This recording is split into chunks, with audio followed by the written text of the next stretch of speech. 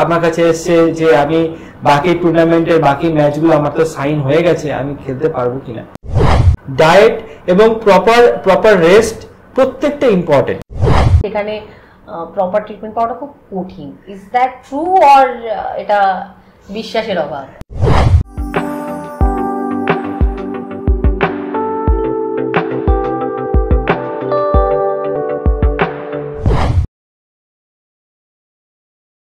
আমরা প্রথম থেকে আমাদের পডকাস্টের এই সিজনে যে সমস্ত মানুষদের সাথে কথা বলেছি তারা কোথাও না কোথাও খেলাধুলোর সঙ্গে যুক্ত, যদিও নিজেরা প্লেয়ার নন।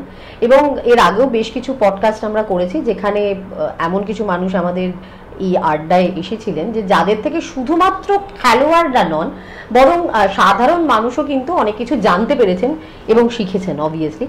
সেই তালিকাতেই আজকে রয়েছেন ডক্টর ঋত্বিক গাঙ্গুলি। উনি বিভিন্ন সময়ে যুক্ত থেকেছেন খেলাধুলোর সঙ্গে, তার কারণ ডক্টর ঋত্বিক গাঙ্গুলির স্পেশালাইজেশন অর্থোপেডিক্সে। তো ন্যাচারালি বিভিন্ন সময় বিভিন্ন ফুটবলার, জিমন্যাস্ট তাদেরকে আসতে হয় তার কাছে, এবং অবশ্যই তার অভিজ্ঞতা এবং আরও যে ছোটোখাটো কিছু প্রশ্ন থাকে এই সংক্রান্ত, সেই সব কিছু নিয়ে কথা বলবো। ওয়েলকাম ডক্টর ঋত্বিক গাঙ্গুলি আমাদের এই পডকাস্ট শোতে। শুরু যেটা দিয়ে করব সেটা অবশ্যই এই জায়গায় যে বেসিক অর্থোপেডিক অনেক প্রবলেমস থাকে যেগুলো আপনাদের হ্যান্ডেল করতে হয় এবং প্লেয়ারদের সঙ্গেও আপনাদের ডিল করতে হয়। বেসিক ডিফারেন্স কি থাকে আমি যদি জিজ্ঞেস করি, কারণ প্লেয়ারদের আপব্রিঙ্গিংটা তো একটু অন্যরকম হয়। ডেফিনেটলি। তো একটা আছে যে ডে টু ডে প্র্যাকটিস। তো অর্থোপেডিক্সে ডে টু ডে প্র্যাকটিস যেটা থাকে সেটা সাধারণ মানুষরা যে সমস্ত লাইফস্টাইল ডিজিজগুলো নিয়ে এফেক্টেড হন এবং সেই সমস্ত ডিজিজ নিয়ে আমাদের কাছে আসেন, যেমন নি পেন খুব কমন, নি পেন, শোল্ডার পেন, এগুলো নিয়ে আমাদের কাছে আসেন। এছাড়াও বিভিন্ন রকমের মাসকুলোস্কেলেটাল যে বিভিন্ন জায়গায় যে ব্যথা যন্ত্রণা বিভিন্ন লাইফস্টাইলের জন্য ব্যাক পেন এগুলো হয়। তো সেটা তো একটা is a part of general orthopaedic. এগুলোর তো একটা রয়েছে যে লাইফস্টাইলের জন্য ওয়াক, এক্সারসাইজ এগুলোর ডেফিসিয়েন্সিতে এই সমস্ত ডিজিজগুলো হয়ে থাকে। কিন্তু প্লেয়ারদের যেটা মেনলি হয়ে থাকে সেটা হচ্ছে যে is mostly related with injury. তো ইঞ্জুরি ডেফিনেটলি বিভিন্ন জায়গায় ইঞ্জুরি হয় এবং সেই সমস্ত ইঞ্জুরির জন্যই ওনারা আমাদের কাছে আসেন, আমাদের কাছে থেকে ট্রিটমেন্ট করান। এবং তারপরে এবং আরেকটা সবথেকে ইম্পর্ট্যান্ট হচ্ছে প্লেয়ারদের যে আবার প্রি ইঞ্জুরি লেভেলে ফিরে যাওয়া, দ্যাট ইজ মোর ইম্পর্ট্যান্ট। তো সেক্ষেত্রে তাদের ট্রিটমেন্টটা অনেকটাই চ্যালেঞ্জিং, যে একটা পেশেন্ট ইঞ্জুরি নিয়ে এলো, সেই ইঞ্জুরিটাকে ঠিক করে বোথ আপনার ফিজিক্যালি এবং ডেফিনেটলি একটা সাইকোলজিক্যাল পার্ট থাকে, হ্যাঁ, তো দুটোকেই ঠিক করে আবার ওনাকে ব্যাক টু ফর্মে ফিরিয়ে আনা, প্রি ইঞ্জুরি লেভেলে ফিরিয়ে আনা, that is a challenge for both the sports person and definitely যারা ফিজিশিয়ান রয়েছেন, যারা প্লেয়ার রয়েছেন, প্রত্যেকের ক্ষেত্রে is a challenging. So there is a basic difference between. আর একটা জিনিস যেটা ইনজুরি নিয়ে কথা বলি আমরা ইদানিং, একটা বিশেষ করে ফুটবলারদের ক্ষেত্রে এই ইনজুরিটা একটা খুব বড় ইস্যু হয়ে যায়, সেটা হচ্ছে এসিএল ইনজুরি। এই ব্যাপারটা নিয়ে আমি জানি না কতটা সবার জানা যায়। আমার বরাবরই খুব আগ্রহ এটা জানা যে এসিএল ইনজুরিটা এত মারাত্মক এবং এত টাইম টেকিং কেন হয়। এই ইনজুরিটা অ্যাকচুয়ালি কি, মানে অনেকে বলেন যে A graded, B graded, third graded, এরকম গ্রেডে দেওয়া থাকে এসিএল ইনজুরি। এটা এত মারাত্মক কি এবং কেন, মানে এটার সম্পর্কে যদি একটু ডিটেলে বলেন। তো এটা খুব কমন, আমাদের কাছে তো পেশেন্ট আসেন, ঠিক আছে, ডিরেক্টলি স্যার আমার এসিএল ইনজুরি হয়ে গেছে, আমার গ্রেড 3 এসিএল টিয়ার, তো আপনার কাছে আপনার তো অ্যাপয়েন্টমেন্ট আমি নিতে চাই, তো বা আপনাকে দেখাতে চাই, আমি সার্জারি করতে চাই, তো কীভাবে কী করা যায়। তো বেসিক্যালি এসিএল ইনজুরি খুব কমন, সেই সমস্ত যারা প্রত্যেক প্লেয়ারেই, ফুটবল, ক্রিকেট, যারা রাগবি, প্রত্যেকটা প্লেয়ারেই যে সমস্ত যারা অ্যাক্টিভলি, যাদের ছোটাছুটি করতে হয়, যাদের মানে লোয়ার লিম্বের পাওয়ার টাওয়ারগুলো বেশি লাগে, তো তাদের ক্ষেত্রে ফলের হিস্ট্রি থাকে। তো এসিএল ইনজুরি, তো এসিএল হচ্ছে full form anterior cruciate ligament. এটা নি জয়েন্টের মধ্যে যে 4টে ইম্পর্টেন্ট লিগামেন্ট রয়েছে তার মধ্যে একটা অন্যতম লিগামেন্ট, অন্যতম ইম্পর্টেন্ট স্টেবিলাইজিং লিগামেন্ট। এবং এর ইনজুরিটা কিন্তু অন্যান্য 3টে লিগামেন্টের থেকে অনেক কমন, অনেক কমন এবং টাইম টেকিং মানে ট্রিটমেন্টের কারণ এই এসিএল ইনজুরির পরে ইনিশিয়ালি যেটা হয়, যেটা প্লেয়ারদের যেগুলো পেন সোয়েলিং মানে পা ফুলে যায়, হাঁটাচলা করতে অসুবিধা হয়, ইনস্টেবিলিটি, একটা পা টুইস্ট হয়ে যাওয়া, ফলস হয়ে যাওয়া, বাকলিংয়ের এই প্রবলেমগুলো থাকে। তো সেক্ষেত্রে এই প্রবলেমগুলো নিয়ে তো আর খেলাধুলো করা সম্ভব না, রেস্টেই থাকেন। আমরা ম্যাক্সিমাম ক্ষেত্রেই পেশেন্টদের পাই যখন তারা একদম অ্যাকিউট ফেজটা পেরিয়ে গেছেন, যখন অলরেডি 2 উইকস 3 উইকস হয়ে গেছেন, এমআরআই অলরেডি অন্য জায়গা থেকে এমআরআই হয়ে গেছে এবং এমআরআই হয়ে গিয়ে অলরেডি ডায়াগনোসড, তারপরে আমাদের কাছে ওনারা আসেন ওপিনিয়ন নিতে এবং ফার্দার ট্রিটমেন্ট করানোর জন্য। কিন্তু এই যে একটা ইনজুরি সারতে প্রায় 11 মাসের কাছাকাছি সময় লাগে, অন্যান্য ইনজুরির ক্ষেত্রে আমরা দেখি না। এক্স্যাক্টলি। পার্টিকুলার এটার ক্ষেত্রে এতটা টাইম কেন লাগে? তো বেসিক্যালি ইনজুরিটা soft tissue injury, ligament injury, এবং কি হয় যে এই লিগামেন্ট ইনজুরিতে হিলিংটা খুবই কম হয়। ন্যাচারাল হিলিংটা দুটো হতে পারে, একটা ন্যাচারাল হিলিং আর একটা হচ্ছে বাই ট্রিটমেন্ট আইদার মেডিকেল আর সার্জিক্যাল ট্রিটমেন্টে হিলিং। তো natural healing with physiotherapy and all, যেগুলো হাই গ্রেড টিআর মানে গ্রেড 2 গ্রেড 3 যেগুলো টিআর রয়েছে সেগুলোতে অনেক দেরি হয়, কারণ ব্লাড সার্কুলেশন কম। ন্যাচারালি ব্লাড সার্কুলেশন কম হলে যেগুলো টিআর সাইটে নিউট্রিশন কম যায়, মেডিসিন কম যায়, ন্যাচারালি হিলিং প্রসেসটা অনেক স্লো হয়, মোস্ট অফ দ্য টাইম হিলিংটা হয় না। তো এটা সব ক্ষেত্রে নয়, অনেক ক্ষেত্রে দেখা যায় যে গ্রেড 1 টিআর যেগুলো একদম স্প্রেন, এসিএল স্প্রেন যেগুলো থাকে একদম ইনিশিয়াল স্টেজে থাকে, তো সেক্ষেত্রে with rehab, with physio conditioning, বিভিন্ন নিয়ার মাসেল স্ট্রেংথেনিং এক্সারসাইজ করে কিন্তু সেটা আস্তে আস্তে কিন্তু হিলিং ইজ পসিবল, যদি না অন্যান্য ইনজুরি থেকে থাকে। কিন্তু যেগুলোতে টিআর আছে গ্রেড 2 গ্রেড 3 মানে most of the part of the ACL is damage, তো সেক্ষেত্রে মানে নিটা ইজ নট স্টেবল, কারণ এসিএল এর ফাংশনটা নেই, নিটা বারবার টুইস্ট হচ্ছে, বারবার বাকল করছে। তো সেক্ষেত্রে কিন্তু আরও যেটা একটা হিলিং প্রসেস সেটাও স্লো হচ্ছে এবং ন্যাচারাল হিলিং হয় না বলে এটা জেনারেলি ট্রিটমেন্ট হচ্ছে যে ওটা আর্থ্রোস্কোপি। হ্যাঁ, রেস্ট তো ইনিশিয়াল পার্টে, ডেফিনেটলি ইনিশিয়াল পার্টে যেটা হয় রাইস থেরাপি, মানে rest, ice, compression and elevation, তো যেটা দেয়া হয়। তারপরে যখন সোয়েলিং কমে যায় ফিজিওথেরাপি করে যত নি মুভমেন্টটা যখন আসে আফটার 2 উইকস অর 3 উইকস, তখন যেটা করা হয় অ্যাকিউট গ্রেড 3 টিআরে একটা আর্থ্রোস্কোপি করা হয়, আর্থ্রোস্কোপি করে রিপেয়ার করা হয়। আপনার কাছে এরকম কখনো কোনো কেস এসেছে? আপনি তো প্রচুর প্লেয়ারদের হ্যান্ডেল করেছেন, যে একটা সামনে কোনো বড় টুর্নামেন্ট রয়েছে বা কোনো বড় ম্যাচ রয়েছে, যার আগে সেই প্লেয়ারকে একটু তড়িঘড়ি আর কি সুস্থ করে দিতে হবে, যে ডিমান্ড থাকে, এরকম কখনো ঘটেছে? প্রচুর ঘটেছে এবং আমাদের ডে টু ডে অ্যাক্টিভিটি প্র্যাকটিসে সেটা খুব ঘটে থাকে, যে বেসিক্যালি ওদের বিভিন্ন সিজনে সাইন করতে হয়, বিভিন্ন ক্লাবের সাথে সাইন করতে হয়। তো একটা হয়তো মানে সাইন করেছে, সেই অবস্থায় ফার্স্ট বা সেকেন্ড ম্যাচে এই ধরনের ইনজুরি হয়েছে, তো তারপরে রেস্টে চলে গেছে, 2 উইকস রেস্টে থেকে আমার কাছে এসছে যে আমি বাকি টুর্নামেন্টের বাকি ম্যাচগুলো আমার তো সাইন হয়ে গেছে, আমি খেলতে পারবো কিনা। তো বেসিক্যালি আমরা যেটা বলে থাকি যে ইফ ইট ইজ সিমটোম্যাটিক, মানে যদি এটা সিমটোম্যাটিক হয়, পেন, ইনস্টেবিলিটি, লকিং, এই সিমটমগুলো থেকে থাকে, তো ফার্দার এই নিয়ে ফার্দার খেলাধুলো স্পোর্টসের নামা মানে আরও কিন্তু ইনজুরিকে ডেকে নিয়ে আসা, বাড়িয়ে নিয়ে আসা। তখন হয়তো একটা ছোট প্রসিডিওর, ছোট কিছু করে সেটাকে হয়তো ঠিক করা সম্ভব, বাট এই অবস্থায় যে যদি আবার খেলাধুলো করতে হয়, অনেক সময় আমরা দেখেছি যে এতটাই প্রেশার, পিয়ার প্রেশার, ওনাকে আবার খেলতে হয়েছে, তো সেক্ষেত্রে অন্য নিয়ে ইনজুরি হয়েছে। কোনো উদাহরণ একটু দেওয়া যাবে? না, আমি তো এই সময় মানে বিভিন্ন প্লেয়ারদের করে থাকি, নাম করাটা একটু ডিফিকাল্ট, কারণ তাদের এই ক্লসগুলো থাকে, বিভিন্ন কনসেন্ট, এই ব্যাপারগুলো থাকে। তো এরকম প্রচুর আমাদের হয়ে থাকে যে একটা নিতে ইনজুরি আছে, এসিএল আছে, টিআর, তো সেই নিয়ে হয়তো তার পিয়ার প্রেশার রয়েছে, তাকে হয়তো খেলতে বাধ্য হতে হয়েছে। তো ইন দ্যাট কেস সে একটা ম্যাচ খেলেছে, তারপরের ম্যাচে আবার ট্যাকেল হয়েছে, পরে গিয়ে অন্য নিয়ে এসিএল ইনজুরি হয়েছে, মেনিসকাস টিআর হয়েছে, এরকম ইনস্ট্যান্স থাকে। তো যেটা বেটার সেটা হচ্ছে যে একটা হলে যদি সিমটোম্যাটিক হয় তো definitely it should be treated, after that again sports অ্যাক্টিভিটিসটা স্টার্ট করা উচিত।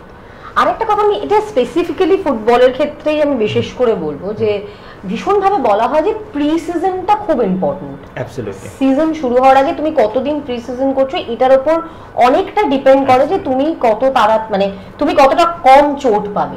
এটা কিভাবে রিলেটেড এবং এটা কেন ইম্পর্টেন্ট, আমার মনে হয় এটা জানা দরকার। It's very important. এই এসিএল ইনজুরিগুলো কাদের হয়? যারা খুব দেখা যায় যে তারা খুব হয়তো ভালো প্লেয়ার, যাদের হয়তো কোনো রেস্ট পাচ্ছেন না, কোনো কন্ডিশনিং করতে পারছেন না, আগে থেকে কোনো এক্সারসাইজ, কোনো প্রিহ্যাব এগুলো করতে পারছেন না, তারা খেলাধুলো শুরু করছেন উইদাউট মাসেল প্রপার ট্রেনিং, মাসেলের প্রপার উইদাউট স্ট্রেংথ নিয়ে খেলাধুলো করছে। তো এই ধরনের ক্ষেত্রে মাসেল উইকনেসের জন্য একটা ইনজুরির চান্সেস কিন্তু ম্যাক্সিমাম ক্ষেত্রেই বেশি হবে। তো যদি দেখা যায় যে দুজন প্লেয়ার, একজন মাসেলের স্ট্রেংথটা খুব ভালো, একটা প্লেয়ারের দেখা যায় যে muscle strength not up to the mark, তো সেক্ষেত্রে কিন্তু ইনজুরি প্রোন, যার মাসেলের স্ট্রেংথটা বেশি নয় তার ক্ষেত্রে কিন্তু ইনজুরির চান্সেসটা অনেক বেশি।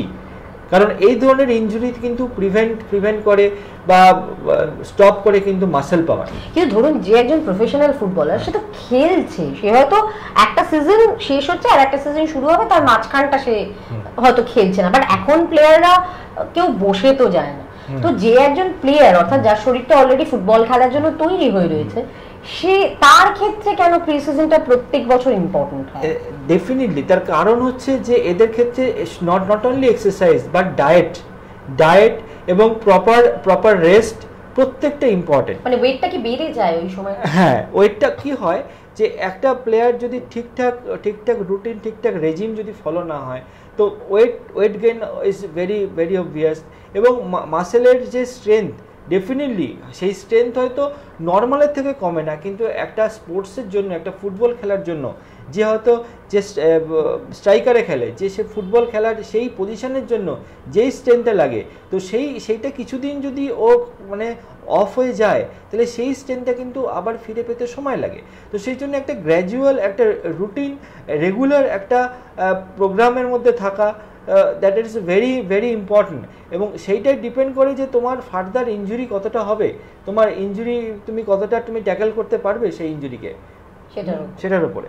ডক্টর, এটাও একটা বড় প্রশ্ন, বা আমার মনে হয় হয়তো এটা একটু বিতর্কিতই হবে, যে আমরা একটা জিনিস না দেখেছি যে আমাদের এই রাজ্যের প্লেয়ারদের ক্ষেত্রে বা যে সমস্ত বিদেশি প্লেয়াররাও এখানে খেলতে আসেন ক্লাবের ক্ষেত্রে বা অন্যান্য স্পোর্টসের ক্ষেত্রে, আমাদের এখানে অনেক প্লেয়ার রয়েছেন যাদের কিন্তু কোনো রকম সমস্যা হলে আলটিমেটলি তাদের দেখা যায় তারা যদি অস্ত্রোপচার করান বা কোনো অ্যাডভান্স ট্রিটমেন্ট করাতে চান তাদেরকে ওই মুম্বাইয়ের দ্বারস্থ হতে হয়। আমাদের এখানে কি সেটআপের কিছু অভাব আছে? আমি সরি টু সে, আমি এটাও শুনেছি, আমি প্লেয়ারের নাম বলছি না, একজন প্লেয়ার আমাকে এটা বলেছিলেন যে এখানে প্রপার ট্রিটমেন্ট পাওয়াটা খুব কঠিন। ইজ দ্যাট ট্রু অর এটা বিশ্বাসের অভাব? So there are lots of instances, প্রচুর উদাহরণ আছে। তো এটা প্রিভিয়াসলি এটা কিছুটা হয়তো সত্যি ছিল, তার কারণ surgery setup is good, is একদম is as at par of Bombay or any other city. কিন্তু যেটা কিছুটা প্রবলেম কিছুটা ছিল হয়তো 10 years বিফোর, যে বা 15 years বিফোর, যে প্রপার রিহ্যাব সেন্টার, যে proper rehab, because this is a very important, is a most important, আমি বলবো it is a most important. তো সার্জারি, একটা সার্জন যিনি করছেন তার স্কিল রয়েছে, তিনি এইটাই করছেন, রেগুলার করেন, সো যেখানে সেখানে chances of error is very less. So chances একটা সার্জন যিনি সার্জারি করছেন, তিনি যেভাবে রিপেয়ার করছেন, এখানেও যেভাবে করছেন, Bombay, Delhi, whatever south, তো repair, the thing is that the repair quality, everything is okay, but main problem is the proper rehab. তো 10-15 years before সেই রিহ্যাবটা somehow একটা ল্যাকুনা ছিল, বাট তারপরে সেটা আস্তে আস্তে সেই জায়গাটা ফিল আপ হয়ে গেছে। Now Kolkata is very much equipped with all kinds of rehab machines, rehab technology, and there are very good centers, and some centers are national accredited center। হ্যাঁ, তো সেখানে আমার মনে হয় না প্লেয়ারদের করলে মানে তারা তাদের খারাপ হবে বা কিছু হবে, বাট একটা হ্যাঁ ডেফিনেটলি একটা ট্রেন্ড তো আছেই, যে একটা চলে যাওয়ার একটা ট্রেন্ড রয়েছে। তো একটা বিলিফ, এইগুলো তো একটা বিলিফ ট্রেন্ড অনেক কিছুর উপর ডিপেন্ড করে। Is that related with marketing? Absolutely plays a very good মানে ইম্পর্টেন্ট রোল মার্কেটিং। তো লিগামেন্ট প্র্যাকটিসে যারা হয়তো আমি এখনই নাম আমার মুখে আসছে, তো বোম্বেতে একজনেই হয়তো করে আসছেন, তার এজ হয়তো 70 ইয়ার্স, হ্যাঁ, তো তিনি হ্যাঁ হয়তো দেখা যায় যে মানে তিনি করে আসছেন, তার মানে এখানে হয়তো যারা গেছিল করে রেজাল্ট আসছে, এবার ন্যাচারালি ওনার কোনো জুনিয়রের কোনো কিছু ইনজুরি হলে উনি ওনার কথাই বলবেন। তো এইভাবে একটা ট্রেন্ড চলে আসার জন্য এই জিনিসটা হচ্ছে, কিন্তু আমার মনে হয় না এখন মানে after 5 to 10 years down the line এই জিনিসটা থাকবে, এটা আস্তে আস্তে কিন্তু এটা চলে যাবে। আর একটা বিষয় অবশ্যই এখান থেকে এই প্রসঙ্গটায় যখন ঢুকলাম এই মার্কেটিং প্রসঙ্গে, যে এই যে সমস্ত বড় বড় ইনস্টিটিউটগুলো রয়েছে, ধরুন একটা খেলার সংস্থা বা একটা ক্লাব বা এইগুলোর সঙ্গে যে যুক্ত হন এক একজন ডক্টর বা এক একজন থেরাপিস্টকে আমরা দেখি, এটাও কি কোথাও মার্কেটিং নির্ভর না এটা রেপুটেশন নির্ভর? দেখুন বেসিক্যালি এটা হচ্ছে যে অনেক ক্ষেত্রে যেগুলো থাকে মোস্ট অফ দ্য অ্যাসোসিয়েশন আর মানে যেগুলো যারা ফিজিও থাকেন, তো একটা অনারারি আছেন আর একটা হচ্ছে স্যালারিড থাকেন। তো বেসিক্যালি যারা অনারারি রয়েছেন ইজ বিকজ অফ, কারণ আমার নিজের ক্ষেত্রে আমি বলবো, তো আমিও তো অ্যাটাচ আছি একটা ক্লাবের সাথে। তো আমি ইস্ট বেঙ্গলের সাথে আমি এতদিন ধরে যুক্ত আছি, বহুদিন ধরে, হ্যাঁ, আমি ওদের সাথে। তো basically this is sort of honorary মানে এটা একটা অনারারি সার্ভিস। আমরা যখন মানে যাই তাদের বেসিক কিছু নয়, হ্যাঁ, তো এটা একটা পার্ট। আর একটা হচ্ছে যে স্যালারি যারা ফিজিওথেরাপিস্ট, মোর যারা সবসময় থাকেন ডেফিনেটলি টিমের সঙ্গে, টিমে বিভিন্ন জায়গায় খেলাধুলো করতে যাচ্ছেন, তাদের সঙ্গে থাকছেন। তো এটা definitely they are good at par their skill, হ্যাঁ। তো একটা তো দরকার সেই ধরনের ফিজিওথেরাপিস্ট। তো এটা যে নয়, এটা marketing is something different, but relation, relation, absolutely. It is more of a relation than marketing, than business, than any other else. So it is more of a relationship, long term relationship is more important. Definitely there is a very good relation, হ্যাঁ, মানে বহুদিন ধরে থাকতে বা চেনা পরিচিত হয়ে যেটা হয়, ভালো রিলেশন তৈরি বিল্ড আপ হয়, তো সেটা হতে সেই জিনিসটাই কন্টিনিউ হয়, হ্যাঁ। তো that all things depends on the long term relationship. Okay, আপনি এত খেলোয়াড়দের নিয়ে ডিল করেন, বাট আপনি নিজে কি খেলাধুলা করেছেন কখনো? আমি খেলাধুলা তো পড়াশোনা, ডাক্তাররা কি খেলাধুলা করে? ডাক্তাররা তো জন্ম থেকেই ডাক্তার, জন্ম থেকে ডাক্তার হয় না, কিন্তু ডাক্তারি ওই খেলাধুলো করতাম ওই ক্লাস 10, 11 একটা সময় প্রচুর খেলাধুলো করতাম, হ্যাঁ।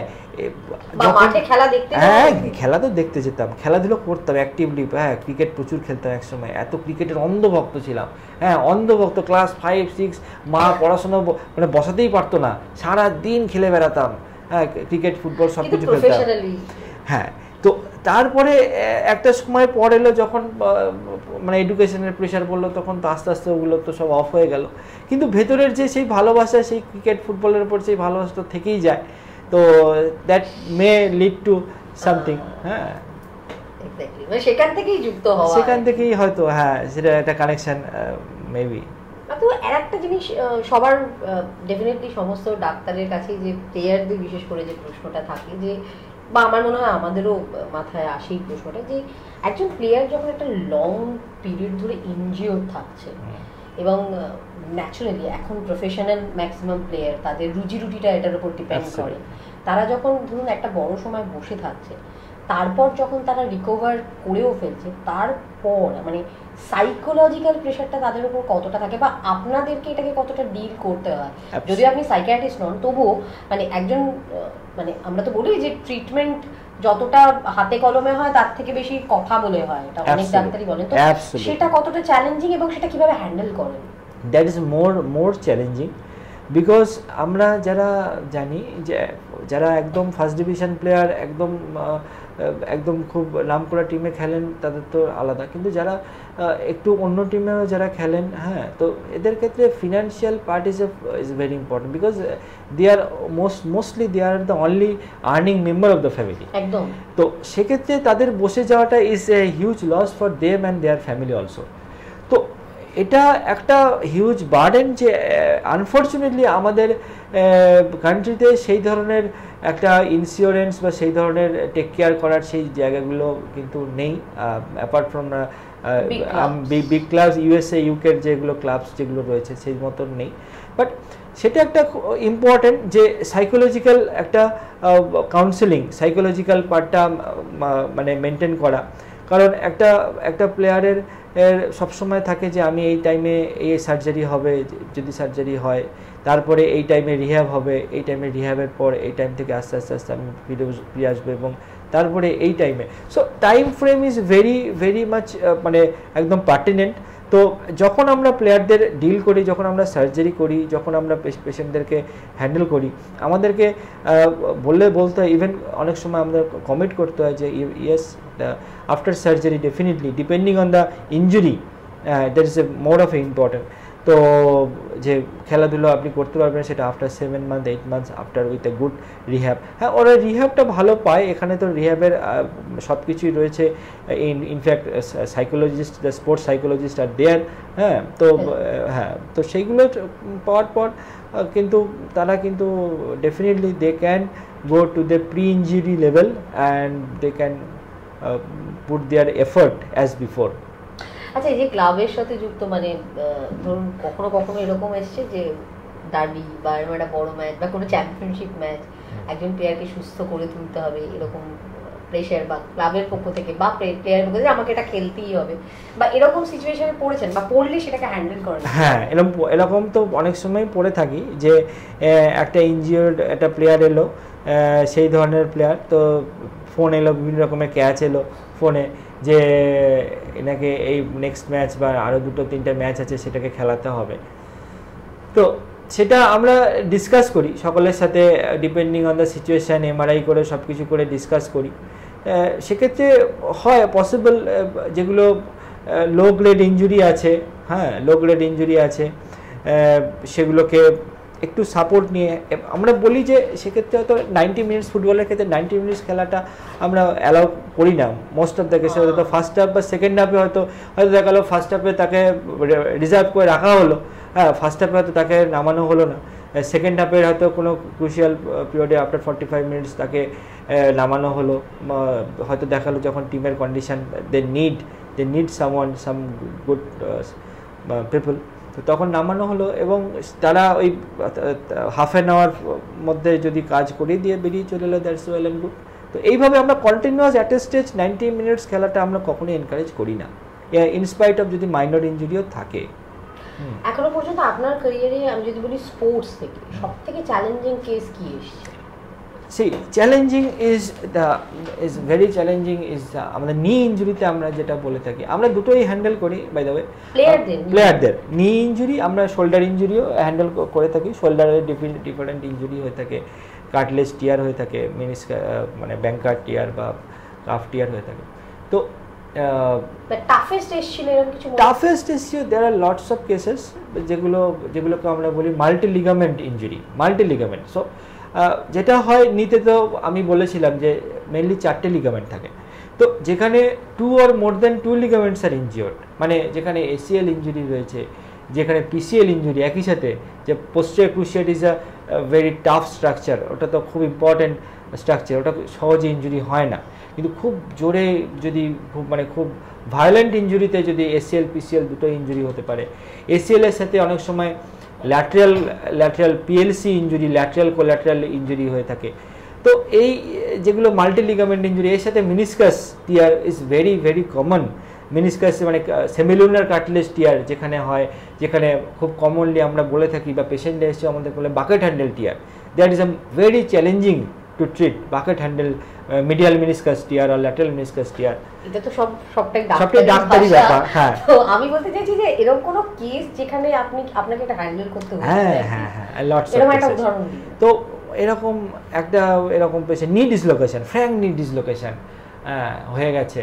তো আমার কাছে তো সেই পেশেন্ট নি ডিসলোকেশনের পরে ওখানে ট্রিটমেন্ট হয়েছে, ওখানে ফিল্ডে ওরা রিডিউস করে দিয়েছে, হসপিটালে পাঠিয়েছে, হসপিটাল পাঠিয়ে টেস্ট ফেস্ট হয়েছে, দেখা গেছে সমস্ত সার্কুলেশন বা অন্যান্য সব ঠিক আছে। তারপরে আমার কাছে পেশেন্ট এসছে আফটার 2 উইকস, নিউ ব্রেস নিয়ে। তো সেম কোশ্চেন যে আমি কি সব কিছু জেনে আসে, এটা একটা সুবিধা আমাদের মানে প্র্যাকটিসে, যে মাল্টি লিগামেন্ট হলেও ডিরেক্ট আমার কাছে ইনজুরি করেই সেদিনই আসে না। তো ফার্স্ট এড ট্রিটমেন্ট যেগুলো যা হওয়ার এমআরআই করে আমার কাছে এমআরআইগুলো হয়ে যায়, কারণ কোচ যারা রয়েছে, কোচ ফিজিও ওরাই এমআরআই করিয়ে দেয়, বা যারা প্রাইমারি মানে কোনো প্রাইমারি ফিজিশিয়ান তারা এমআরআই করে পাঠিয়ে দেন। তো সেক্ষেত্রে এসে আমাদেরকে এই ধরনের ডাক্তার আমি কি কোনোদিন খেলতে পারবো? হ্যাঁ, এক্ষেত্রে কোশ্চেনটা একটু ডিফারেন্ট হয়ে যায়, কারণ তারা জেনে যায় যে the prognosis is not that good as ACL. কারণ এসিএল ইঞ্জুরিতে prognosis is very good, is a very successful surgery. হ্যাঁ, তো এসিএল ইঞ্জুরির পর আবার খেলাধুলো সব কিছুই করতে পারে। কিন্তু মাল্টি লিগামেন্ট যেই হয়ে গেল, যেখানে 3-4টে লিগামেন্ট বা মোর দ্যান 3 লিগামেন্ট যখন টিয়ার হয়ে গেল, মেনিসকাস টিয়ার, তো সেক্ষেত্রে ইট টেকস। ফিরে আসে কি এই পরিস্থিতিতে কি মাঠে ফেরা যায়? হ্যাঁ, ডেফিনেটলি। যেখানে it depends on the condition. যেক্ষেত্রে রয়েছে বাইক্রুশিয়েট ইঞ্জুরি, আমরা প্রচুর করেছি bicruciate ACL PCL injury without any meniscus injury. তো সেগুলোর result is excellent result is as equal, almost I can say is as equal as ACL surgery. যেখানে meniscus tear রয়েছে, যেখানে medial meniscus, lateral meniscus tear রয়েছে, দুদিকে meniscus tear, ACL tear, PLC PCL tear রয়েছে, সেক্ষেত্রে কিন্তু it takes long time, it takes around 1 ইয়ার, 1 বছর লাগে কিন্তু। হ্যাঁ, সেই জায়গায় ফিরতে definitely with vigorous physio exercise করে কিন্তু সেই জায়গা তো ফিরে আসা পসিবল। হ্যাঁ, কিছু ক্ষেত্রে হয়তো পসিবল হয় না। হ্যাঁ, মানে পসিবল সবগুলোর ক্ষেত্রে বললে আমি ভুল বলবো। যেগুলো KD4 বলে, KD4 ইঞ্জুরি বা KD3 খুব খারাপ KD3 ইঞ্জুরি, সেগুলো ক্ষেত্রে কিন্তু ফিরতে দেরি হয়, 1-1.5 বছর টাইম লেগে যায়।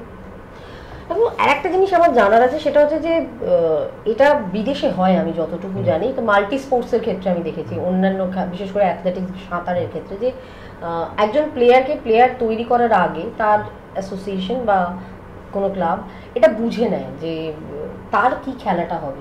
এটা কি সত্যি পসিবল, বা আমাদের এখানে কি এই চলটা আছে যে আগে আমি একজন অর্থোপেডিক বা একজন স্পোর্টস সের সঙ্গে যুক্ত যে ধরনের যে সেগমেন্টসগুলো রয়েছে ডাক্তারি, যে ডিসকাস করে নিয়ে তারপর খেলায় তাকে পুট করা, এই কালচারটা কি আছে?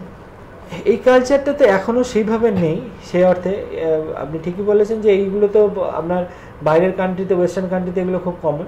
কিন্তু এগুলো আপনার মানে একটা ডেফিনেটলি যে খেলাধুলো শুরু করবে, যে একটা ফুটবল শুরু করবে, তার লিম্সে যদি কোনো প্রবলেম থাকে, অনেক সময় আমরা দেখি একটা বাচ্চার, এগুলো তো শুরু হয় একদম 13-14 ইয়ার্স এই বয়স থেকে।